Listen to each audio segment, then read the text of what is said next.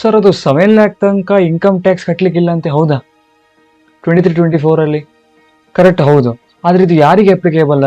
Only new tax ರಿಜಿಮಿಗೆ ಬಂದ್ರೆ ಅಂಥವ್ರಿಗೆ ಮಾತ್ರ ಈ ರೂಲ್ ಅಪ್ಲಿಕೇಬಲ್, ಕರೆಕ್ಟಾ? ಸರ್ ಹಾಗಾದ್ರೆ ನಮಗೆ ನ್ಯೂ ಟ್ಯಾಕ್ಸ್ ರಿಜಿಮಿಗೆ ಹೋಗ್ಬೇಕಾ, ಓಲ್ಡ್ ಟ್ಯಾಕ್ಸ್ ರಿಜಿಮಿಗೆ ಹೋಗ್ಬೇಕಾ ಇನ್ ದ ಫಿನಾನ್ಷಿಯಲ್ ಇಯರ್ 23-24 ಅಂತ ನಿಮಗೆ ಕ್ವಶನ್ ಇದ್ರೆ, ಅಂತ ನಿಮಗೆ ಡೌಟ್ ಇದ್ರೆ, ನಾವು ಇವತ್ತಿನ ವಿಡಿಯೋದಲ್ಲಿ ಅದರ ಬಗ್ಗೆ ಕ್ಲಿಯರ್ ಆಗಿ ಎಲ್ಲ ಹೇಳ್ತೇವೆ. With practical experience, with practical calculation ಪ್ರಕಾರ ಒಂದು ಎಕ್ಸೆಲ್ ಶೀಟ್ ಒಂದು ಕ್ಯಾಲ್ಕುಲೇಷನ್ ಮಾಡಿಕೊಂಡು ಓಲ್ಡ್ ಟ್ಯಾಕ್ಸ್ ರಿಜಿಮ್ ಒಳ್ಳೆದಾ, ನ್ಯೂ ಟ್ಯಾಕ್ಸ್ ರಿಜಿಮ್ ಒಳ್ಳೆದಾ ಅಂತ ಒಂದು ಕಂಪ್ಯಾರಿಸನ್ ಮಾಡಿಕೊಂಡು ಯಾವ ಟ್ಯಾಕ್ಸ್ ರಿಜಿಮಿಗೆ ನೀವು ಹೋಗ್ಬೋದು ಅಂತ ಇವತ್ತಿನ ವಿಡಿಯೋದಲ್ಲಿ ಹೇಳ್ತೇವೆ. So welcome to my YouTube channel. This is Abhijit Acharya. Welcome you all for today's video. ನಿಮಗೆ ಇಂಥದೇ ವಿಡಿಯೋ ಬೇಕಂತ ಅನಿಸಿದ್ರೆ please subscribe to my channel if you are not made the same. ಆಮೇಲೆ ಇಂಥದೇ ವಿಡಿಯೋ ನಿಮಗೆ ಇಷ್ಟ ಆದರೆ, ಈ ವಿಡಿಯೋ ನಿಮಗೆ ಇಷ್ಟ ಆದರೆ ಪ್ಲೀಸ್ ಲೈಕ್ ಮಾಡಿ, ಕೊನೆ ತನಕ ವಿಡಿಯೋ ನೋಡಿ. ಯಾಕಂದರೆ ಕೊನೆಯಲ್ಲಿ ನಾವು ಪ್ರಾಕ್ಟಿಕಲ್ ಎಕ್ಸಾಂಪಲ್ಸ್ ಮುಖಾಂತರ ತಗೊಂಡು ಎಕ್ಸೆಲ್ ಶೀಟಲ್ಲಿ ಕ್ಯಾಲ್ಕುಲೇಷನ್ ಮಾಡ್ತೇವೆ ಯಾವುದು ಬೆಟರ್ ಅಂತ. ಹಾಗಾಗಿ ಫಸ್ಟಿಗೆ ನಾವು ಅದರದ್ದು ನ್ಯೂ ಟ್ಯಾಕ್ಸ್ ರಿಜಿಮ್ ಬಗ್ಗೆ ಯಾವುದೆಲ್ಲ ಇಂಪಾರ್ಟೆಂಟ್ ಅದರ ಬಗ್ಗೆ ಇಂಟ್ರೊಡಕ್ಷನ್ ಕೊಟ್ಟು, ಅದರ ನಂತರದಲ್ಲಿ ನಾವು ಯಾವುದೆಲ್ಲ ಕಂಡೀಷನ್ಸ್ಗಳನ್ನು ಸ್ಯಾಟಿಸ್ಫೈ ಮಾಡಿದ ಮೇಲೆ ಲಾಸ್ಟಿಗೆ will go to the practical problems by doing practically in Excel sheet ಅಂತ ಕಂಪ್ಯಾರಿಸನ್ ಮಾಡ್ಕೊಂಡು ನೋಡುವ. ಹಾಗಾಗಿ ವಿದೌಟ್ ವೇಸ್ಟಿಂಗ್ ಫರ್ದರ್ ಟೈಮ್ ನಾವು ಇವತ್ತಿನ ವಿಡಿಯೋನ ಸ್ಟಾರ್ಟ್ ಮಾಡುವ. Let's get started today's video. ಫಸ್ಟಿಗೆ ಟ್ಯಾಕ್ಸ್ ಸ್ಲ್ಯಾಬ್ ಪ್ರಕಾರ ನೋಡ್ಕೊಳ್ಳೋಣ. ನಾವು ಹಿಂದಿನ ವಿಡಿಯೋದಲ್ಲಿ ಬೇಸಿಕ್ ಕಾನ್ಸೆಪ್ಟ್ ಪ್ರಕಾರ ಹೇಳಿದ್ದೇವೆ ಕೆಲವೊಂದು ಟ್ಯಾಕ್ಸ್ ಸ್ಲ್ಯಾಬ್ ಅಪ್ಲಿಕೇಬಲ್ ಆಗ್ತದೆ ಅಂತ. ನಾವು ಓಲ್ಡ್ ಟ್ಯಾಕ್ಸ್ ರಿಜಿಮ್ ಬಗ್ಗೆ ಇವತ್ತಿನ ವಿಷಯದಲ್ಲಿ ಮಾತನಾಡೋದು ಬೇಡ. ನ್ಯೂ ಟ್ಯಾಕ್ಸ್ ರಿಜಿಮ್ ಅಲ್ಲಿ ಎಷ್ಟು ಟ್ಯಾಕ್ಸ್ ಸ್ಲ್ಯಾಬ್ ರೇಟ್ ಹೇಗೆ ಡಿಫೈನ್ ಮಾಡಿದ್ದಾರೆ in the financial budget of 2023 that it will be applicable from the financial year 23-24 ಅಂತ. ಫಸ್ಟಿಗೆ ಅಪ್ ಟು 3 ಲ್ಯಾಕ್ ತನಕ ನ್ಯೂ ಟ್ಯಾಕ್ಸ್ ರಿಜಿಮ್ ಬರುವುದಾಗಿದ್ರೆ ಎಲ್ರಿಗೂ, ಸೀನಿಯರ್ ಆಗಿರ್ಲಿ ಸೂಪರ್ ಸೀನಿಯರ್ ಆಗಿರ್ಲಿ, ಅವರಿಗೆ ಅಪ್ ಟು 3 ಲ್ಯಾಕ್ ತನಕ ನಿಲ್. 3 ಲ್ಯಾಕ್ ಟು 6 ಲ್ಯಾಕ್ ತನಕ ಆಗಿದ್ರೆ 5% of the difference amount. For example ನಿಮ್ದು 5 ಲ್ಯಾಕ್ ಇನ್ಕಮ್ ಇದ್ರೆ ಅಪ್ ಟು 3 ಲ್ಯಾಕ್ ತನಕ ನಿಲ್. ಡಿಫರೆನ್ಸ್ ಎಷ್ಟು? 2 ಲ್ಯಾಕ್. 5 ಲ್ಯಾಕ್ ಮೈನಸ್ 3 ಲ್ಯಾಕ್, ಅದರದ್ದು 5% ಎಷ್ಟು? 10,000 ಇದ್ದಿದೆ tax. Next 6 lakh to 9 lakh ಒಳಗೆ ಇನ್ಕಮ್ ಇದ್ದಿದ್ರೆ ಫಸ್ಟ್ ಇದು 15,000. ಯಾಕಂದ್ರೆ 3 ಲ್ಯಾಕ್ ಟು 6 ಲ್ಯಾಕ್ ಇದು 15,000 plus 10% in addition to the above. ಅಂದ್ರೆ 6 ಲ್ಯಾಕ್ ಇಂದ ಜಾಸ್ತಿ ಎಷ್ಟಿರ್ತದೋ ಅಪ್ ಟು 9 ಲ್ಯಾಕ್ ತನಕ ಅದರದ್ದು 10%. ಆಯ್ತಾ? ನೆಕ್ಸ್ಟ್ ಸ್ಲ್ಯಾಬ್ ನಿಮ್ದು ಇನ್ಕಮ್ 9 ಲ್ಯಾಕ್ ಟು 12 ಲ್ಯಾಕ್ ತನಕ ಉಂಟು ಅಂತ ಎಣಿಸ್ಕೊಳ್ಳಿ. ಫಸ್ಟ್ ಇದು 45,000, ಯಾಕಂದ್ರೆ 15,000 ಪ್ಲಸ್ 30,000. ನೆಕ್ಸ್ಟ್ ಇದು ಅದೆರಡು ಸೇರಿ 45,000 ಆಯ್ತು, ಪ್ಲಸ್ 15% ಆಫ್ ಅಡಿಷನಲ್ ಇನ್ಕಮ್ ಅಂತ. ಮೋರ್ ದ್ಯಾನ್ 9 ಲ್ಯಾಕ್ ಇದೆ ಎಷ್ಟು ಉಂಟು ಅಷ್ಟು. ನೆಕ್ಸ್ಟ್ 12 ಲ್ಯಾಕ್ ಟು 15 ಲ್ಯಾಕ್ ಒಳಗೆ ನಿಮ್ದು ಇನ್ಕಮ್ ಇದ್ರೆ ಅದಕ್ಕೆ 90,000 ಆಲ್ರೆಡಿ ಮೇಲೆ ಕ್ಯಾಲ್ಕುಲೇಷನ್ ಮಾಡಿದ ಪ್ರಕಾರ, plus 20% of the in addition income ಅಂತ, ಅಡಿಷನಲ್ ಇನ್ಕಮ್ ಅಂತ. ಅಂದ್ರೆ 12 ಲ್ಯಾಕ್ ಇಂತ ಜಾಸ್ತಿ ಎಷ್ಟು ಉಂಟು ಅದರ ಮೇಲೆ 20% ಕ್ಯಾಲ್ಕುಲೇಷನ್ ಮಾಡುವಂತದ್ದು. ನೆಕ್ಸ್ಟ್ ಮೋರ್ ದ್ಯಾನ್ 15 ಲ್ಯಾಕ್ ಇಂತ ಜಾಸ್ತಿ ಉಂಟು ಅಂತ ಎಣಿಸುವ. ಆ ಸಂದರ್ಭದಲ್ಲಿ 1,50,000 ಮೇಲೆದೆಲ್ಲ ಕ್ಯಾಲ್ಕುಲೇಷನ್ ಮಾಡ್ಕೊಂಡ್ಮೇಲೆ plus 30% in excess of 15 lakh 20 lakh ಅಂತ ಹೇಳಿದ್ರೆ 1,50,000 ತನಕ ಒಂದು, plus 20% of additional income that is 5 lakh. 20 lakh ಅಲ್ವಾ, 5 ಲ್ಯಾಕ್ ಮೇಲೆ 30% ಅಂತ ಹೇಳಿದ್ರೆ ಅದರದ್ದು ಡಿಫರೆನ್ಸ್ ನೋಡ್ಕೊಂಡು ಅದರನ್ನ ಆಡ್ ಮಾಡಿದ್ರೆ ಟ್ಯಾಕ್ಸ್ ಅಮೌಂಟ್ ಬರ್ತದೆ. ಆಯ್ತಾ? This is the tax slab applicable for new tax regime for the financial year 23-24. ಆಯ್ತಾ? ನೆಕ್ಸ್ಟ್ ಸರ್ಚಾರ್ಜ್ ಅಪ್ಲಿಕೇಬಿಲಿಟಿ ಉಂಟಾ? ಖಂಡಿತ ಉಂಟು. ಸರ್ಚಾರ್ಜ್ ಯಾವಾಗ ಅಪ್ಲಿಕೇಬಲ್ ಆಗ್ತದೆ ಅಂತ ಹೇಳಿದ್ರೆ ನಿಮ್ದು income in the financial year exceeds 50 lac ಅಂತ. ಅದಕ್ಕೆ ಸಹ ಡಿಫರೆನ್ಸ್ ಕ್ಯಾಟಗರಿ ಉಂಟು. ಇದು ನ್ಯೂ ಟ್ಯಾಕ್ಸ್ ರಿಜಿಮಿಗೆ ಮಾತ್ರ ನಾವು ಮಾತಾಡ್ತಿದ್ದೇವೆ. ಅಪ್ ಟು 50 ಲ್ಯಾಕ್ ತನಕ ನಿಮ್ದು ಇನ್ಕಮ್ ಇದ್ದಿದ್ರೆ zero surcharge. 50 lakh to 1 crore ನಿಮ್ದು ಇನ್ಕಮ್ ಫಾಲ್ ಆಗಿದ್ರೆ ಅದರದ್ದು ಸರ್ಚಾರ್ಜ್ 10%. ಇನ್ಕಮ್ ಮೇಲೆ ಸರ್ಚಾರ್ಜ್ 10% ಹಾಕುದಲ್ಲ, ನೆನ್ಪಿಡ್ಕೊಳ್ಳಿ. ಟ್ಯಾಕ್ಸ್ ರೇಟ್ ಕಂಪ್ಯೂಟ್ ಮಾಡ್ತಿರಲ್ಲ, ಅದು ಕಂಪ್ಯೂಟ್ ಮಾಡಿದ ಮೇಲೆ ಆ ಟ್ಯಾಕ್ಸ್ ಅಮೌಂಟ್ ಬರ್ತದಲ್ಲ, ಮೇಲೆ ಒಂದು ಕ್ಯಾಲ್ಕುಲೇಟ್ ಮಾಡಿರ್ತೀರಲ್ಲ, ನಾವು ಮೇಲೆ ಎಷ್ಟು ಟ್ಯಾಕ್ಸ್ ಸ್ಲ್ಯಾಬ್ ಪ್ರಕಾರ ಮಾಡಿರ್ತೇವೆ, ಕರೆಕ್ಟಾ? ಅದರದ್ದು ಕಂಪ್ಯೂಟ್ ಮಾಡಿದ ಮೇಲೆ ಅದು ನಿಮ್ದು ಹೇಗೋ ಇನ್ಕಮ್, ನಾವು ಇನ್ಕಮ್ ಕ್ಯಾಲ್ಕುಲೇಷನ್ ನೋಡುವಂಥದ್ದು ಇನ್ಕಮ್ ಎಷ್ಟು ಉಂಟು ಎಂಬುದು ಆಧಾರದ ಮೇಲೆ. ಸರ್ಚಾರ್ಜ್ ಅಪ್ಲಿಕೇಬಿಲಿಟಿ ಮಾಡೋದು ನಿಮ್ದು ಟ್ಯಾಕ್ಸ್ ಮೇಲೆ ಎಷ್ಟು ರೇಟ್ ಅಂತ, ಕರೆಕ್ಟಾ? ಹಾಗಾಗಿ 50 ಲ್ಯಾಕ್ ಟು 1 crore ನಿಮ್ದು ಇನ್ಕಮ್ ಇದ್ದಿದ್ರೆ ಅದಕ್ಕೆ ಟ್ಯಾಕ್ಸ್ ಎಷ್ಟು ಬರ್ತದೆ ಅಂತ ಕಂಪ್ಯೂಟ್ ಮಾಡಿ on the basis of last slide ಅದಕ್ಕೆ 10% ಸರ್ಚಾರ್ಜ್ ಫ್ಲಾಟ್ ಹಾಕಿ ಬಿಡುದು. ಅರ್ಥ ಆಗ್ತುಂಟಲ್ವಾ? ಫಾರ್ ಎಕ್ಸಾಂಪಲ್ ನಿಮ್ದು ಈಗ 15 ಲ್ಯಾಕ್ ಟ್ಯಾಕ್ಸ್ ಬಂತು ಅಂತ ಎಣಿಸ್ಕೊಳ್ಳಿ, ಮೇಲೆ ಒಂದು ಕಂಪ್ಯೂಟ್ ಮಾಡಿದ ಪ್ರಕಾರ. ಅದಕ್ಕೆ 10% ಹೇಳಿದ್ರೆ 1,50,000 will be the surcharge rate if your income is falling under 50 to 1 crore. 50 lakh to 1 crore. ಅರ್ಥ ಆಗ್ತುಂಟಾ? ನೆಕ್ಸ್ಟ್ ನಿಮ್ದು ಇನ್ಕಮ್ 1 crore to 2 crore ಒಳಗೆ ಉಂಟು. ಆ ಸಿಚುವೇಶನ್ ಅಲ್ಲಿ ಸರ್ಚಾರ್ಜ್ ರೇಟ್ ಇರ್ಲಿ 15%. ಮೇಲೆದು 10% ಪುನಃ ಹಾಕ್ಲಿಕ್ಕಿಲ್ಲ, ನೆನ್ಪಿಟ್ಕೊಳ್ಳಿ. ಟ್ಯಾಕ್ಸ್ ಕಂಪ್ಯೂಟೇಷನ್ ಮಾಡುವಾಗ ಮೇಲೆದು ಟ್ಯಾಕ್ಸ್ ಎಷ್ಟು ಕಂಪ್ಯೂಟ್ ಮಾಡಿ ಆಮೇಲೆ ಇದಕ್ಕೆ ಎಷ್ಟು ಉಳಿದೋದಕ್ಕೆ ಎಷ್ಟು ಟ್ಯಾಕ್ಸ್ ಕಂಪ್ಯೂಟ್ ಮಾಡಿದ್ರೆ ಬೇರೆ. ಆದ್ರೆ ಸರ್ಚಾರ್ಜ್ ಅಲ್ಲಿ ಫ್ಲಾಟ್ 15%, ಯಾಕಂದ್ರೆ ಅದು 10% ಆಲ್ರೆಡಿ ಇನ್ಕ್ಲೂಡ್ ಆಗಿದೆ ಅಂತ ಇಂಪ್ಲೈಡ್ ಕಾನ್ಸೆಪ್ಟ್ ಪ್ರಕಾರ. ಹಾಗಾಗಿ 1 crore to 2 crore ಒಳಗೆ ನಿಮ್ದು ಇನ್ಕಮ್ ಫಾಲ್ ಆಗೋದಾದ್ರೆ ಟ್ಯಾಕ್ಸ್ ಎಷ್ಟು ಬರ್ತದೆ ಅಂತ ಕಂಪ್ಯೂಟ್ ಮಾಡಿ ಅದ್ರ ಮೇಲೆ 15% ಫ್ಲಾಟ್ ಹಾಕಿ ಬಿಡುದು, ಪುನಃ 10% ಹಾಕ್ಲಿಕ್ಕಿಲ್ಲ. ನಿಮ್ದು ಇನ್ಕಮ್ 2 crore ಗಿಂತ ಜಾಸ್ತಿ ಉಂಟು, ಆ ಸಿಚುವೇಶನ್ ಅಲ್ಲಿ 25% you will be the surcharge rate. ಅರ್ಥ ಆಗ್ತುಂಟಾ? ಓಲ್ಡ್ ಟ್ಯಾಕ್ಸ್ ರಿಜಿಮ್ ಅಲ್ಲಿ 2 crore to 5 crore ಒಳಗೆ ಇದ್ರೆ 25%, ಮೋರ್ ದೆನ್ 5 crore ಒಳಗೆ ಇದ್ರೆ ನಿಮ್ದು ಇನ್ಕಮ್ ಏನಾದ್ರು ಬಿದ್ರೆ ಆ ಸಿಚುವೇಶನ್ ಅಲ್ಲಿ 37%. ಆದ್ರೆ ನ್ಯೂ ಟ್ಯಾಕ್ಸ್ ರಿಜಿಮಿಗೆ ಈ ವರ್ಷದಿಂದ ಹೊಸ ರೂಲ್ ಅಪ್ಲೈ ಆಗಿದೆ. Maximum surcharge rate will be applicable as 25% ಅಂತ. ಆಯ್ತಾ? ಇದು ನಾರ್ಮಲ್ ಇನ್ಕಮ್ ಮೇಲೆ. There are some special income, ಅಂದ್ರೆ ಲಾಂಗ್ ಟರ್ಮ್ ಕ್ಯಾಪಿಟಲ್ಗೆ ಏನಾಗಿರ್ಬೋದು ಅದಕ್ಕೆ ಮ್ಯಾಕ್ಸಿಮಮ್ 15%. ಅದನ್ನು ನೆಕ್ಸ್ಟ್ ವಿಡಿಯೋದಲ್ಲಿ ನೋಡುವ. ಅರ್ಥ ಆಗ್ತುಂಟು? This surcharge concept applicability. ಆಯ್ತಾ? ನೆಕ್ಸ್ಟ್ ಕಾನ್ಸೆಪ್ಟ್ ಅಂದ್ರೆ ಕೆಲವೊಂದು ಕೀ ಪಾಯಿಂಟ್ಸ್ ನೀವು ನಿಮ್ಮ ಮೈಂಡ್ ಅಲ್ಲಿ ಇಟ್ಕೊಳ್ಬೇಕಾಗ್ತದೆ. ಕೆಲವೊಂದು ನೀವು ನ್ಯೂ ಟ್ಯಾಕ್ಸ್ ರಿಜಿಮಿಗೆ ಬಂದ್ರೆ ಅದರಲ್ಲಿ ಫಸ್ಟ್ ಒನ್ ನಿಮಗೆ ರಿಬೇಟ್ ಕಾನ್ಸೆಪ್ಟ್ ಸಿಗ್ತದೆ. ರಿಬೇಟ್ ಅಂದ್ರೆ ಏನು ಅಂತ ಹೇಳಿದ್ರೆ, ನಾರ್ಮಲ್ ಟ್ಯಾಕ್ಸ್ ರಿಜಿಮಿಗೆ ಹೋಗುದಾದ್ರೆ ನಿಮಗೆ ಅಪ್ ಟು 5 lakh ತನಕ ರಿಬೇಟ್ ಸಿಗ್ತದೆ. ಅಂದ್ರೆ ರಿಬೇಟ್ ಅಂದ್ರೆ ಏನು ಹೇಳಿದ್ರೆ 5 lakh ತನಕ ನಿಮ್ದು ಇನ್ಕಮ್ ಇದ್ರೆ ಓಲ್ಡ್ ಟ್ಯಾಕ್ಸ್ ರಿಜಿಮ್ ಅಲ್ಲಿ you need not pay any income tax amount to the government. ಆದ್ರೆ ನ್ಯೂ ಟ್ಯಾಕ್ಸ್ ರಿಜಿಮಿಗೆ ಬಂದ್ರೆ ನಿಮಗೆ ಆ ಲಿಮಿಟ್ ಉಂಟಲ್ಲ ಎನ್ಹಾನ್ಸ್ ಮಾಡಿದ್ದಾರೆ. 7 lakh ತನಕ ನಿಮ್ದು ಇನ್ಕಮ್ ಇದ್ರೆ maximum rebate will be 25%. So ಆ 25,000 ಹೇಗೆ ಬಂತು ಅಂತ ನಿಮಗೆ ಅರ್ಥ ಆಗುದಾದ್ರೆ 3 lakh ತನಕ ನ್ಯೂ ಟ್ಯಾಕ್ಸ್ ರಿಜಿಮ್ ಅಲ್ಲಿ 3 lakh ತನಕ ನಿಲ್ ಟ್ಯಾಕ್ಸ್ ರೇಟ್, ಕರೆಕ್ಟಾ? 3 lakh to 6 lakh ತನಕ ಟ್ಯಾಕ್ಸ್ ರೇಟ್ ಎಷ್ಟು 5%. ಅದ್ರ ಎಷ್ಟು ಡಿಫ್ರೆನ್ಸ್ ಬಂತು? 3 lakh into 5% ಹೇಳಿದ್ರೆ 15%, ನೆನ್ಬಿಟ್ಕೊಳ್ಳಿ. Next 6 lakh to 9 lakh tax rate ಎಷ್ಟು 10%. ಇಲ್ಲಿ 7 lakh ತನಕ ಮಾತ್ರ ಇರುವುದು. 7 lakh minus 6 lakh ಹೇಳಿದ್ರೆ 1 lakh, ಅದರದ್ದು 10% ಹೇಳಿದ್ರೆ 10,000. ಮೇಲಿದ್ದು 15,000, ಕೆಳಗಿದ್ದು 10,000 ಎರಡು ಆಡ್ ಮಾಡಿದ್ರೆ 25,000 ಮ್ಯಾಕ್ಸಿಮಮ್ ನಿಮಗೆ ಸಿಗ್ತದೆ ಅಂತ ಆಯ್ತು. ಹಾಗಾಗಿ ನ್ಯೂ ಟ್ಯಾಕ್ಸ್ ರಿಜಿಮಿಗೆ ಬಂದ್ರೆ ಅಪ್ ಟು 7 lakh ತನಕ ನಿಮ್ದು ಇನ್ಕಮ್ ಇದ್ದಿದ್ರೆ you need not to pay any income tax, but you need to file your income tax return, but need not to pay any income tax amount to the government ಅಷ್ಟು. ಯಾಕೆ file ಮಾಡ್ಬೇಕಂತ ಹೇಳಿದ್ರೆ ನಿಮ್ದು basic exemption limit ಗಿಂತ ಜಾಸ್ತಿ ಉಂಟಲ್ವಾ. 2.5 lakh ಇಂದ ಜಾಸ್ತಿ ಇದ್ರೆ ಇನ್ಕಮ್ ಟ್ಯಾಕ್ಸ್ ಫೈಲ್ ಮಾಡಬೇಕು ಅಂತ ಇನ್ಕಮ್ ಟ್ಯಾಕ್ಸ್ ಅಥಾರಿಟಿ ಹೇಳ್ತದೆ. ಇಲ್ಲಿ 7 lakh ಇನ್ಕಮ್ ಉಂಟು, ಹಾಗಾಗಿ you need to file your income tax return, but you did not to pay any income tax amount to the government if your income is up to 7 lakh. ಅರ್ಥ ಆಗ್ತುಂಟಾ? Second key point ಎಂತ ಅಂತ ನೋಡುವ. ನಿಮಗೆ salary earners ಆಗಿದ್ದ ಸಂದರ್ಭದಲ್ಲಿ ನಿಮಗೆ standard deductions ಈ ವರ್ಷದಿಂದ ಸಿಗ್ತದೆ 50,000. ಅಪ್ ಟು 2022-23 ತನಕ ನಿಮಗೆ ನ್ಯೂ ಟ್ಯಾಕ್ಸ್ ರಿಜಿಮಿಗೆ ಬಂದ್ರೆ 50,000 ಸ್ಟ್ಯಾಂಡರ್ಡ್ ಡಿಡಕ್ಷನ್ ಸಿಗ್ತಿರ್ಲಿಲ್ಲ. ಆದ್ರೆ 23-24 ಪ್ರೀವಿಯಸ್ ಇಯರ್ ಇಂದ ನಿಮಗೆ ಸ್ಟ್ಯಾಂಡರ್ಡ್ ಡಿಡಕ್ಷನ್ಸ್ ಸಿಗ್ತದೆ ಸ್ಯಾಲರಿ ಅರ್ನರ್ಸ್ ಆಗಿದ್ರೆ ಮಾತ್ರ ನ್ಯೂ ಟ್ಯಾಕ್ಸ್ ರಿಜಿಮ್ ಅಲ್ಲಿ. ಇದೊಂದು ಒಳ್ಳೆ ಬೆನಿಫಿಟ್ ಈ ವರ್ಷದಿಂದ ಜಾರಿಗೆ ತಂದಿದ್ದಾರೆ. ಸೊ ನಿಮಗೆ ಏನಾದ್ರೂ ಈಗ ನೆಕ್ಸ್ಟ್ ಪಾಯಿಂಟ್, ನಿಮ್ದೊಂದು ಹೌಸ್ ಪ್ರಾಪರ್ಟಿ ಉಂಟು, ನೀವೇ ಅಲ್ಲಿ ಆಕ್ಚುಲಿ ಸ್ಟೇ ಮಾಡ್ತಿದ್ರಿ, ಅದಕ್ಕೊಂದು ಲೋನ್ ಸಹ ಬಾರೋ ಮಾಡಿದ್ದೀರಿ, ಅದಕ್ಕೆ ಇಂಟ್ರೆಸ್ಟ್ ಸೆಲ್ಫ್ ಆಕ್ಯುಪೈಡ್ ಅಂತ ಅದಕ್ಕೆ ಕನ್ಸಿಡರ್ ಆಗ್ತದೆ. ಅದಕ್ಕೆ ಇಂಟ್ರೆಸ್ಟ್ ಮ್ಯಾಕ್ಸಿಮಮ್ ಕ್ಯಾಪ್ ಎಷ್ಟು 2 lakh ತನಕ ಮಾತ್ರ you can claim that deductions ಅಂತ. ಆದ್ರೆ ನೀವು ನ್ಯೂ ಟ್ಯಾಕ್ಸ್ ರಿಜಿಮಿಗೆ ಬಂದ್ರೆ that benefit will not be given, that should be nil. ಆದ್ರೆ ಅದೇ ಸಂದರ್ಭದಲ್ಲಿ ನೀವು ಏನಾದ್ರು ಲೆಟ್ ಔಟ್ ಗೆ ಹೌಸ್ ಪ್ರಾಪರ್ಟಿ ಅದಕ್ಕೆ ಏನಾದ್ರು ನೀವು ಇಂಟ್ರೆಸ್ಟ್ ಬಾರೋ ಮಾಡಿದ್ರೆ ಅಥವಾ ಲೋನ್ ಬಾರೋ ಮಾಡಿದ್ರೆ ಅದಕ್ಕೆ ಪೇ ಮಾಡಿರತಕ್ಕಂತ ಇಂಟ್ರೆಸ್ಟ್ ಅದು ನಿಮಗೆ you can claim that benefit set off ಮಾಡ್ಲಿಕ್ಕೆ. ಆದ್ರೆ ಈ ಸೆಲ್ಫ್ ಆಕ್ಯುಪೈಡ್ ಪ್ರಾಪರ್ಟಿ ಆಗಿದೆ ಸಂದರ್ಭದಲ್ಲಿ ಅದು ನಿಮಗೆ ಬೆನಿಫಿಟ್ ಸಿಗುದಿಲ್ಲ. You need to forgo that benefit ಅಷ್ಟೇ. ಯಾಕಂದ್ರೆ ಅಷ್ಟು ಒಂದು ಬೆನಿಫಿಟ್ ಕೊಟ್ಟ ನಂತರ ಇನ್ನೊಂದು benefit they will cease, right? ಒಂದು ಬೆನಿಫಿಟ್ ನಿಮಗೆ ಸಿಕ್ಕಿತ್ತು ಅಂತ ಹೇಳಿದ್ರೆ ಇನ್ನೊಂದು benefit you have to forgo, that's it. This is the principle of your life also. Okay, next fourth point, HRA allowance ನಿಮಗೆ ಸಿಗುದಿಲ್ಲ. ನಿಮಗೆ HRA ಅಲೋವೆನ್ಸ್ ನಿಮಗೆ ಕಂಪನಿಯಿಂದ ಸಿಗ್ತಿದ್ರೆ ಹೇಳಿದ್ರೆ ಅದಕ್ಕೆ ಎಕ್ಸಾಮ್ಷನ್ ಸಿಗ್ತದೆ 10 subsection 13A ಅಲ್ಲಿ, ಆ ಬೆನಿಫಿಟ್ ಎಕ್ಸಾಮ್ಷನ್ ಸಿಗುದಿಲ್ಲ. ಅರ್ಥ ಆಗ್ತುಂಟ? ಇದು ಫುಲ್ಲಿ ಟ್ಯಾಕ್ಸೇಬಲ್ ಅಂತ ಅದ್ರ ಅರ್ಥ.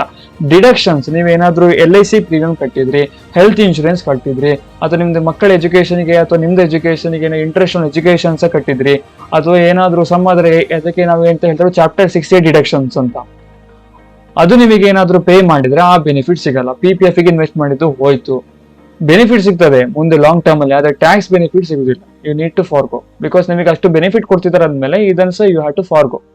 ಅರ್ಥ ಆಗ್ತುಂಟಾ? ನೆಕ್ಸ್ಟ್ ಕೀ ಪಾಯಿಂಟ್ಸ್ ಅನ್ನು ಮುಂದುವರಿಸ್ತಾ ಅದರಲ್ಲಿ ಕೆಲವೊಂದು ಏನಂತ ಹೇಳಿದ್ರೆ, ಒಂದು ಬೆನಿಫಿಟ್ಸ್ ನಿಮಗೆ ಸಿಗ್ತದೆ. ನಿಮ್ದು ಸ್ಯಾಲರಿ ಅರ್ನರ್ಸ್ ಆಗಿದ್ದ ಸಂದರ್ಭದಲ್ಲಿ ನಿಮಗೆ ಎಂಪ್ಲಾಯರ್ ನಿಮ್ದು ನ್ಯಾಷನಲ್ ಪೆನ್ಷನ್ ಸ್ಕೀಮಿಗೆ ಏನಾದ್ರು ಅವರು ಕಾಂಟ್ರಿಬ್ಯೂಷನ್ ಮಾಡಿದ್ರೆ ಅದಕ್ಕೆ ನಿಮಗೆ ಎಕ್ಸ್ಟ್ರಾ ಬೆನಿಫಿಟ್ ಸಿಗ್ತದೆ. ಅದನ್ನು ಅವ್ರು ಕಿತ್ಕೊಳ್ಳಿಲ್ಲ, ಅದು ಉಂಟು ನಿಮಗೆ. ಆದ್ರೆ ನಿಮ್ದು contribution self contribution to the NPS under section 80CCD1 ಮತ್ತೆ ಇನ್ನೊಂದು extra benefit 50,000 will be forgone. You have to forgo that benefit. ಆದ್ರೆ ಎಂಪ್ಲಾಯರ್ ಕಾಂಟ್ರಿಬ್ಯೂಷನ್ ಮಾಡಿರ್ತಾರಲ್ಲ ಅದು ಬೆನಿಫಿಟ್ ನಿಮಗೆ ಗ್ಯಾರಂಟಿ ಸಿಗ್ತದೆ. ಆಯ್ತಾ. Next daily allowances, conveyance allowances ಅದು ನಿಮ್ಗೆ ಏನಾದ್ರು ಕೊಟ್ರೆ ಅದು ನಿಮಗೆ ಅವೈಲೇಬಲ್.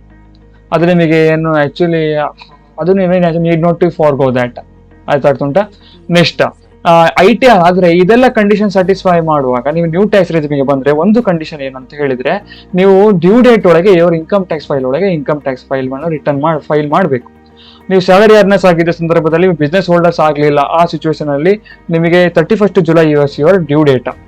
ಅದರ ಒಳಗೆ you need to file your income tax return ಅಂತ, ಅದೊಂದು ನೆನ್ಪಿಟ್ಕೊಳ್ಳಿ. ಬಿಲೇಟೆಡ್ ರಿಟರ್ನ್ ಮಾಡೋದು ಆ ಕಾನ್ಸೆಪ್ಟ್ ನ್ಯೂ ಟ್ಯಾಕ್ಸ್ ರಿಜಿಮಿಗೆ ಅಪ್ಲಿಕೇಬಲ್ ಆಗುದಿಲ್ಲ. 31st October ಯಾಕೆ ಮೆನ್ಷನ್ ಮಾಡಿದ್ದೇವೆ ಅಂತ ಹೇಳಿದ್ರೆ, ನೀವು 44AB ರೂಲ್ ಅಪ್ಲೈ ಆಗೋದು ಅಂದ್ರೆ ನಿಮಗೆ ಟ್ಯಾಕ್ಸ್ ಆಡಿಟ್ ಅಪ್ಲಿಕೇಬಲ್ ಆಗಿತ್ತು. ನಾವು ಲಾಸ್ಟ್ ಒಂದು ವಿಡಿಯೋದಲ್ಲಿ ಹೇಳಿತ್ತು, ಅದನ್ನ ನಾವು ಡಿಸ್ಕ್ರಿಪ್ಷನ್ ಬಾಕ್ಸ್ ಅಲ್ಲಿ ಕೊಟ್ಟಿರ್ತೇವೆ. ಆ ವಿಡಿಯೋದಲ್ಲಿ ನಿಮಗೆ ಅದ್ರಲ್ಲಿ ಸಹ ನೀವು ನ್ಯೂ ಟ್ಯಾಕ್ಸ್ ರಿಟರ್ನ್ ಬರುವುದಾಗಿದ್ರೆ ಅದರದ್ದು ಡ್ಯೂ ಡೇಟ್ 31st October. ಅದರ ಒಳಗೆ you need to file your income tax return. ಅದರ ನಂತರದಲ್ಲಿ ನಾವು ಡಿಸೆಂಬರ್ ನಂತರ, ಅಕ್ಟೋಬರ್ ನಂತರ ಮಾಡ್ತೇವೆ, ಜುಲೈ ನಂತರ ಮಾಡ್ತೇವೆ.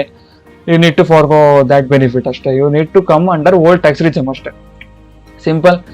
ಫಾರ್ಮ್ 10IE ಅಂತ ಒಂದು ಉಂಟು, ಅದನ್ನ ನೀವು ಸಬ್ಮಿಟ್ ಮಾಡ್ಬೇಕು along with your income tax return. ನಿಮಗೆ ಅದು ಗೊತ್ತಿಲ್ಲ ಅಂತ ಹೇಳಿದ್ರೆ ನಿಯರ್ ಟ್ಯಾಕ್ಸ್ ಎಕ್ಸ್ಪರ್ಟ್ಸ್ ಇರ್ತಾರೆ, ಚಾರ್ಟರ್ಡ್ ಅಕೌಂಟೆಂಟ್ಸ್ ಇರ್ತಾರೆ, ಅವ್ರ ಹತ್ರ ಒಂದು ವಿಚಾರಿಸಿ ಅವರು ನಿಮಗೆ ಹೇಳ್ತಾರೆ. ಈಗ ಆಲ್ರೆಡಿ ಡ್ಯೂ ಡೇಟ್ ಮುಗ್ದಿ 22-23 ಇದು ಡ್ಯೂ ಡೇಟ್ ಮುಗ್ದಿದೆ. ಇದು ನಾವು ಮಾತಾಡ್ತಿರೋದು 23-24 ಫಿನಾನ್ಷಿಯಲ್ ಇಯರ್. ಅದು ನೆಕ್ಸ್ಟ್ ಇಯರ್ಗೆ you need to file your income tax return, ನೆನ್ಪಿಟ್ಕೊಳ್ಳಿ. ನೆಕ್ಸ್ಟ್ ನೀವು ಬಿಸ್ನೆಸ್ ಇನ್ಕಮ್ ಹೋಲ್ಡರ್ ಆಗಿದೆ ಸಂದರ್ಭದಲ್ಲಿ ಅದು ನಿಮ್ದು ಪ್ರೊಫೆಷನಲ್ ಇನ್ಕಮ್ ಉಂಟು, ಆ ಸಿಚುವೇಶನ್ ಅಲ್ಲಿ ಈ ನ್ಯೂ ಟ್ಯಾಕ್ಸ್ ರಿಜಿಮ್ ನಿಮಗೆ ಒನ್ ಟೈಮ್ ಬೆನಿಫಿಟ್ ಕೊಡ್ತಾರೆ. ಇನ್ಕಮ್ ಟ್ಯಾಕ್ಸ್ ಅಥಾರಿಟಿ ನಿಮಗೆ ಇದೊಂದು ನ್ಯೂ ಟ್ಯಾಕ್ಸ್ ರಿಜಿಮಿಗೆ ಓನ್ಲಿ ಒಂದ್ಸಲ ಮಾತ್ರ ಕೊಡ್ತದೆ. ಅದರ ಮೀನಿಂಗ್ ಏನು, ಅದರ ಇನ್ ಡೆಪ್ತ್ ಮೀನಿಂಗ್ ಏನು ಅಂತ ಹೇಳಿದ್ರೆ, ನೀವು ಈ ವರ್ಷದಲ್ಲಿ ನ್ಯೂ ಟ್ಯಾಕ್ಸ್ ರಿಜಿಮಿಗೆ ಬಂದ್ರಿ ಅಂತ ಹೇಳ್ಸ್ಕೊಂಡು ನಿಮಗೆ ಅದು ಬೆನಿಫಿಟ್ ಆಯ್ತು, ಈ ವರ್ಷ ಬಂದಿದೆ. ನೆಕ್ಸ್ಟ್ ವರ್ಷ ನಮಗೆ ನ್ಯೂ ಟ್ಯಾಕ್ಸ್ ರಿಜಿಮ್ ಪ್ರಕಾರ ನಿಮಗೆ ಬೆನಿಫಿಟ್ ಆಗಲಿಲ್ಲ, ಯಾವುದೋ ಒಂದು ಕಾರಣಕ್ಕೋಸ್ಕರ ಬೆನಿಫಿಟ್ ಆಗಿಲ್ಲ. ಯಾಕೆ ನಿಮ್ದು ಹೆಲ್ತ್ ಇನ್ಶೂರೆನ್ಸ್ ಉಂಟು, LIC ಉಂಟು, ಅದೆಲ್ಲ ಮೈನಸ್ ಮಾಡಿದ್ಮೇಲೆ ನಿಮಗೆ net taxable income will be low in old tax regime as compare to new tax regime ಅಂತ ನಿಮಗೆ ಅನಿಸಿದ್ರೆ ನೆಕ್ಸ್ಟ್ ವರ್ಷ ನೀವು ಅದರಿಂದ ಹೊರಗೆ ಬಂದ್ರಿ ಅಂತ ಎಣಿಸ್ಕೊ. ನೀವು ಅದರ ನೆಕ್ಸ್ಟ್ ವರ್ಷ ಪುನಃ ನ್ಯೂ ಟ್ಯಾಕ್ಸ್ ರಿಜಮಿಗೆ ಹೋಗ್ಲಿಕ್ಕೆ ಆಗುದಿಲ್ಲ.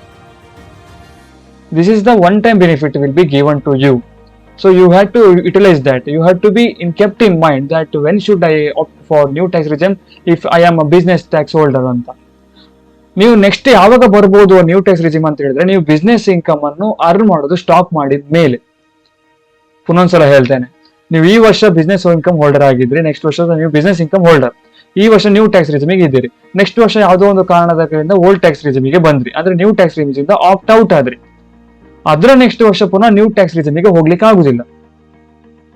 ಎಲ್ಲಿ ತನಕ ಆಗುದಿಲ್ಲ ಅಂತ ಹೇಳಿದ್ರೆ, ಎಲ್ಲಿ ತನಕ ನಿಮ್ದು ಬಿಸ್ನೆಸ್ ಇನ್ಕಮ್ ಅಥವಾ ಪ್ರೊಫೆಷನಲ್ ಇನ್ಕಮ್ ಇರುವುದಿಲ್ವೋ, ಕಾರಣ ನಿಮ್ದು ಇಂಟ್ರೆಸ್ಟ್ ಇನ್ಕಮ್ ಉಂಟು ಅಥವಾ ಹೌಸ್ ಪ್ರಾಪರ್ಟಿ ಇನ್ಕಮ್ ಉಂಟು, ಆಗ ಬರ್ಬೋದು ನ್ಯೂ ಟ್ಯಾಕ್ಸ್ ರಿಜಿಮಿಗೆ. ಬಿಸ್ನೆಸ್ ಇನ್ಕಮ್ ಇರೋ ತನಕ you cannot come under new tax regime, ನೆನ್ಪಿಟ್ಕೊಳ್ಳಿ. ಆದ್ರೆ ಇದು ಸ್ಯಾಲರಿ ಅರ್ನರ್ಸ್ ಹೋಲ್ಡರ್ಸ್ಗೆ ಅಥವಾ other non business non professional income ಹೋಲ್ಡರ್ಸ್ಗೆ ಇದು ರೂಲ್ ಅಪ್ಲೈ ಆಗಲ್ಲ. ಅವ್ರು ಯಾವಾಗ ಬೇಕಾದ್ರೂ ಬರ್ಬೋದು ಹೋಗ್ಬೋದು, ನೆನ್ಪಿಟ್ಕೊಳ್ಳಿ. ಇದು ಕೀ ಪಾಯಿಂಟ್ಸ್, ಅದಕ್ಕೆ ಒತ್ತಿ ಹೇಳ್ತಿದ್ದೇನೆ ಬಿಸ್ನೆಸ್ ಹೋಲ್ಡರ್ಸ್ಗೆ. ಆಯ್ತಾ. This is the brief explanation of new tax regime. ಯಾವ್ದೆಲ್ಲ ಕಂಡೀಷನ್ಸ್ ಉಂಟು, ಯಾವ್ದೆಲ್ಲ ಇಂಟ್ರೊಡಕ್ಷನ್, ಯಾವ್ದೆಲ್ಲ ಕೀ ಪಾಯಿಂಟ್ಸ್, ಇದ್ರ ಬಗ್ಗೆ ನಾವು ಡೀಟೇಲ್ ಆಗಿ ಹೇಳಿದೆ. ನೆಕ್ಸ್ಟ್ ನಾವು ಆಲ್ರೆಡಿ ಇಂಟ್ರೊಡಕ್ಷನ್ ಪಾರ್ಟ್ ಅಲ್ಲಿ ಹೇಳಿದಾಗೆ ನಾವು ಎಕ್ಸೆಲ್ ಶೀಟಿಗೆ ಹೋಗುವ. Then you will be in a better positions to understand to make a comparison between old tax regime and new tax regime. ಅರ್ಥ ಆಗ್ತುಂಟಲ್ಲ ಈಗ ಹೋಗು. ಫಸ್ಟ್ ನಾವು ಟೇಬಲ್ ಅಲ್ಲಿ ಏನಂತ ನೋಡುವ ಅಂತ ಹೇಳಿದ್ರೆ, this is old tax regime. Second table ಏನ್ ಹೇಳ್ತದೆ ಅಂತ ಹೇಳಿದ್ರೆ ನ್ಯೂ ಟ್ಯಾಕ್ಸ್ ರಿಜಿಮ್. ಅರ್ಥ ಆಗ್ತುಂಟಾ. I already mentioned this is old tax regime, this is the new tax regime. ಅರ್ಥ ಆಗ್ತುಂಟಾ. ನೆಕ್ಸ್ಟ್ ಫಸ್ಟಿಗೆ ನಾವೀಗ 7 lakh ಇನ್ಕಮ್ ಅಂತ ಬರ್ದು ನೋಡೋ. ಫಸ್ಟಿಗೆ ನಾವು ಬೇಸಿಕ್ ಎಕ್ಸಾಮಿಷನ್ ಎಂತ ಅಂತ ನೋಡಿದ್ವಿ. First old tax regime, it will complete automatically. ಆಯ್ತಾ. ಫಸ್ಟಿಗೆ 7 lakh ಇನ್ಕಮ್ ಅಂತ ಬರೀ. 7 lakh ನಿಮ್ದು ಸ್ಯಾಲರಿ ಅರ್ನರ್ ಆಗಿದ್ರಿ, ಎಸ್ ಅಂತ ಬರೀತಾನೆ. ಸ್ಟ್ಯಾಂಡರ್ಡ್ ಡಿಡಕ್ಷನ್ ಸಿಗ್ತದೆ, 2 ಕಡೆ ಸಿಗ್ತದೆ. ನಾನು 80C ಅನ್ನೋ ಕಾನ್ಸೆಪ್ಟ್ ಅನ್ನು ಇಲ್ಲಿ ಮಾಡಿದ್ದೇನೆ, ಎಕ್ಸಾಮಿಷನ್ ಮಾಡಿದ್ದೇನೆ. 1,75,000 ಹೇಗೆ ಬಂತು ಹೇಳಿದ್ರೆ, 80C ಇದು 1,50,000, 80D ನಿಮ್ದು ಹೆಲ್ತ್ ಇನ್ಶೂರೆನ್ಸ್ ಇದು 25,000, ಎರಡು ಸೇರಿಸಿದ್ರೆ 1,75,000 ಆ ಡಿಡಕ್ಷನ್ಸ್ ಕೇಳ್ತಾರೆ. ಮತ್ತೆ ನಿಮ್ದು ಇನ್ಕಮ್ ಫ್ರಮ್ ಹೌಸ್ ಪ್ರಾಪರ್ಟಿದು ಇಂಟ್ರೆಸ್ಟ್ ಉಂಟು, ಅದು ನಿಮಗೆ ನಾವು ಇಲ್ಲಿ ಏನೋ ಎಸ್ಯೂಮ್ ಮಾಡುವ ಅಂತ ಹೇಳಿದ್ರೆ, this is A let out house property, so this benefit will be given. ಹಾಗಾಗಿ ನಿಮಗೆ ನ್ಯೂ ಟ್ಯಾಕ್ಸ್ ರಿಜಿಮ್ ಸಹ ಆ ಬೆನಿಫಿಟ್ ಸಿಗ್ತದೆ. ಇಲ್ಲಿ ಅಕಸ್ಮಾತ್ ಇಲ್ಲ ಅಂತ ಹೇಳಿದ್ರೆ ನಿಮಗೆ ಆ ಬೆನಿಫಿಟ್ ಸಿಗುದಿಲ್ಲ. ಅರ್ಥ ಆಗ್ತುಂಟಾ. ನಾವು ಸದ್ಯದ ಮಟ್ಟಿಗೆ ಅದು ಉಂಟು ಅಂತ ಎಸ್ಯೂಮ್ ಮಾಡ್ಕೊಳ್ಳೋ. ಆಯ್ತಾ. Next eligible interest maximum cap ಎಷ್ಟು 2 lakh, ಕರೆಕ್ಟಾ. ಈಗ 2 ಕೇಸಲ್ಲಿ tax amount will be 0. Next 8 lakh ಅಂತ ಮಾಡು. 8 lakh will be the tax. ಎರಡು ಕೇಸಲ್ಲಿ ಟ್ಯಾಕ್ಸ್ ಅಮೌಂಟ್ ಈಸ್ 0. ಯಾಕಂತ ಹೇಳಿದ್ರೆ ಇಲ್ಲಿ ನಿಮ್ದು ಎಷ್ಟು ಡಿಡಕ್ಷನ್ಸ್ ಗಳನ್ನು ಕ್ಲೇಮ್ ಮಾಡಿದ್ಮೇಲೆ ಓಲ್ಡ್ ಟ್ಯಾಕ್ಸ್ ರಿಜಿಮ್ ಅಲ್ಲಿ net taxable is below 5 lakh ಆದ ಕಾರಣ ನಿಮಗೆ ರಿಬೇಟ್ ಸಿಗ್ತದೆ ನ್ಯೂ ಟ್ಯಾಕ್ಸ್ ರಿಜಿಮ್ ಅಲ್ಲಿ.